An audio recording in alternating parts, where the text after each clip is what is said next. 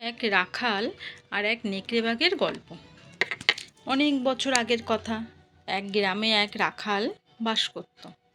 গ্রামের লোকেদের গবাদি পশু, ভেড়া, সেই সবই তাদের চড়িয়ে বেড়ানোই ছিল তাদের জীবন ধারণের কাজ। প্রতিদিন সে তাদের বিরাট জঙ্গলের কাছে একটা মাঠে চড়াতে নিয়ে যেত।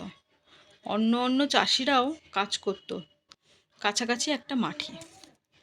একদিন রাখালটি মজা করার জন্য হঠাৎ নেকড়ে বাঘ, নেকড়ে বাঘ বলে চিৎকার করত, ভীত স্বরে ডাকতে লাগলো।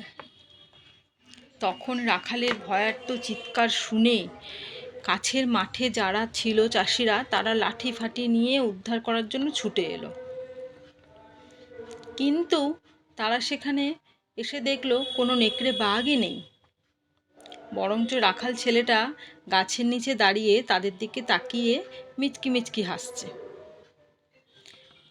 এইটা দেখে চাষিরা খুব রেগে গেল, তারা চলে গেল। রাখালটি বেশ কদিন ধরে তাদের সঙ্গে এইভাবে মজা করত, আর চাষিরা নিজেদের কাজ ফেলে ঠিক দৌড়ে দৌড়ে চলে আসতো বোকার মতো।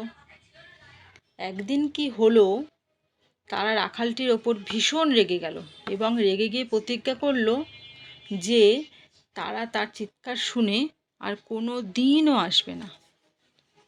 এর মধ্যে একদিন রাখাল ছেলেটি ভেড়াগুলোকে নিয়ে একটা বড় পাহাড়ে ওখানে গেল চড়াতে।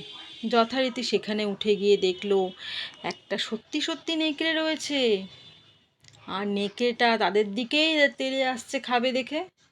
এইটা দেখে রাখালটা তো ভয়ে চিৎকার করতে থাকলো, শুধু বলল, বাঁচাও বাঁচাও, কেউ সাহায্য করো। কিন্তু সেই চিৎকার শুনে কোনো চাষি এলো না, কারণ তারা ভেবেছিল রাখাল হয়তো আজকেও মজা করছে, তারা হয়তো তাদেরকে বোকা বানানোর জন্য এরম করে ডাকছে, চিৎকার করছে। তারপরে রাখালটার চিৎকার শুনে তো কেউ এলো না।